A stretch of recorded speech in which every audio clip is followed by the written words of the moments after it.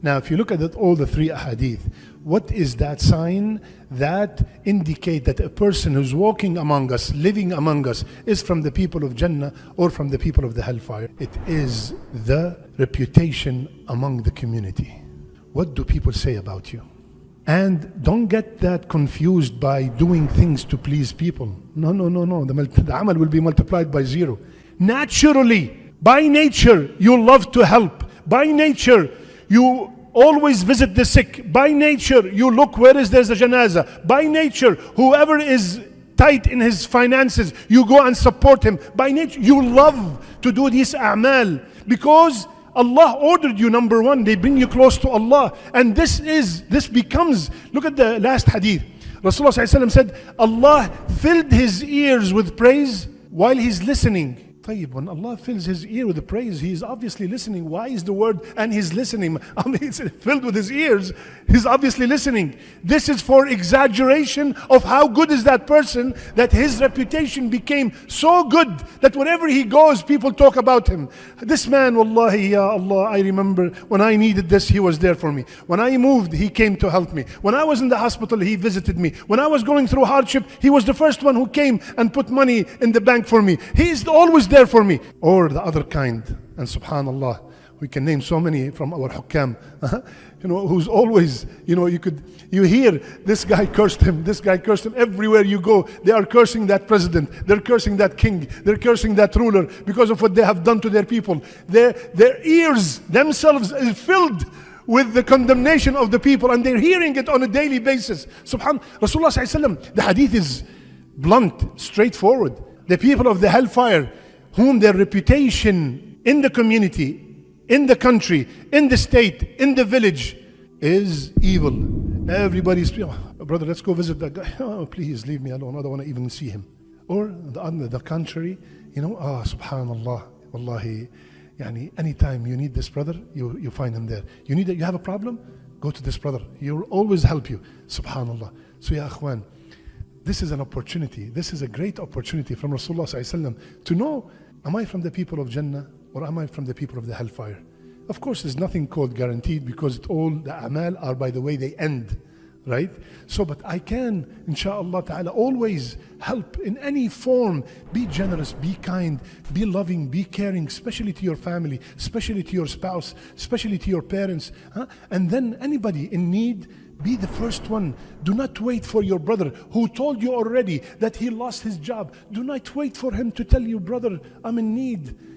Somebody lost his job and he's been out of work for 3-4 months. What do you expect? You by yourself. By yourself. This is the true brother. Wallahi, a brother came to me the other day and he said, Ustaz, remember a few years ago when this and this happened? Of course I remember. He said, brother so-and-so, wallahi, came to me, and without me noticing, he put in my pocket $5,000 and he left. I said, since that day, he said, wallahi, even though I gave it back to him, but I will never forget what he has done to me. Never. Subhanallah. So these are the brothers that, you're always mentioning them with good. Anytime that you need help, who's the first person who comes to your mind? That's the brother we're talking about. Are you that brother? When people are going through hardship or they need any kind of help, are you the person that comes to mind, or are you the last person that comes to mind? Because you're going to give so many excuses. May Allah subhanahu wa ta'ala make us all from the people of Jannah. May Allah subhanahu wa ta'ala keep us away from the hellfire. Assalamu alaikum wa rahmatullah.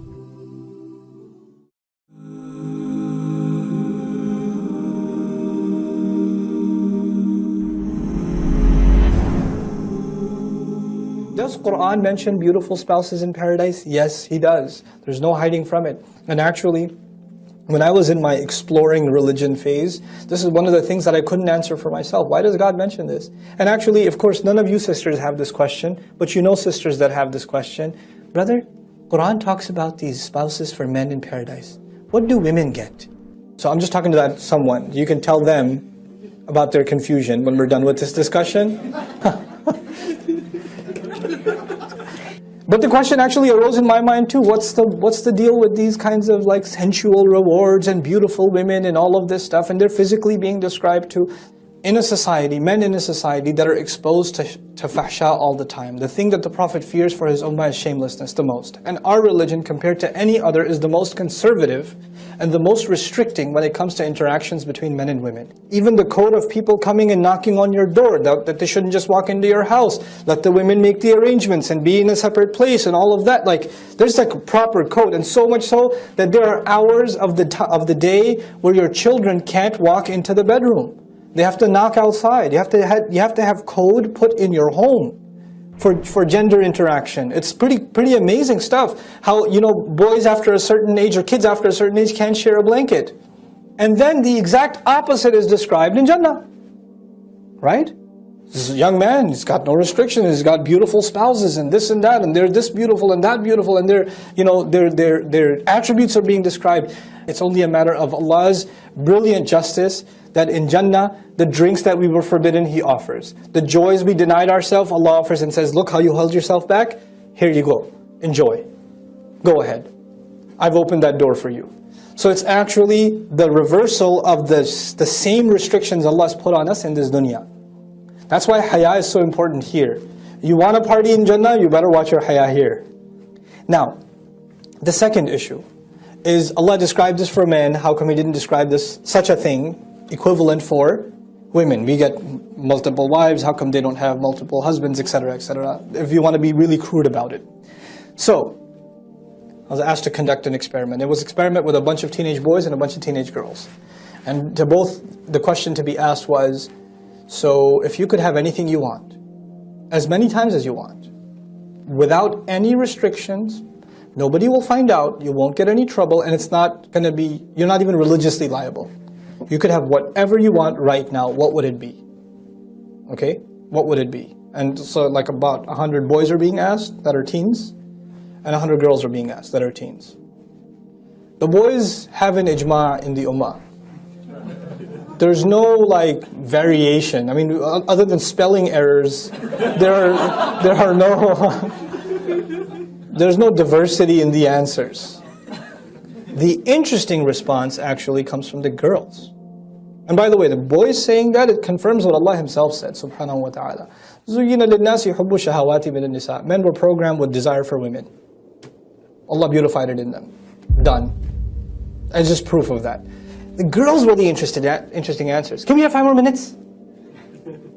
Just a couple more minutes. Just two more minutes. They hand you the paper. No, can I have it back? Can I have it back? I just thought of something else. Crossing it over again.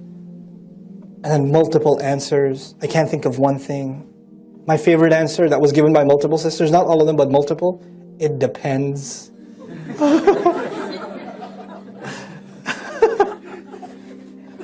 It's too good. It's too good. Others, I just want to be with my mom. Some said a pony. So, like, all kinds of answers. You know, the man I love. I got all kinds of, but it wasn't one answer. The point is, it wasn't one answer. Allah Azza wa Jal made us emotionally monochrome. We're just one way. Overwhelmingly. I mean, there are unique individuals that love books more than they love women, or, you know, there are those.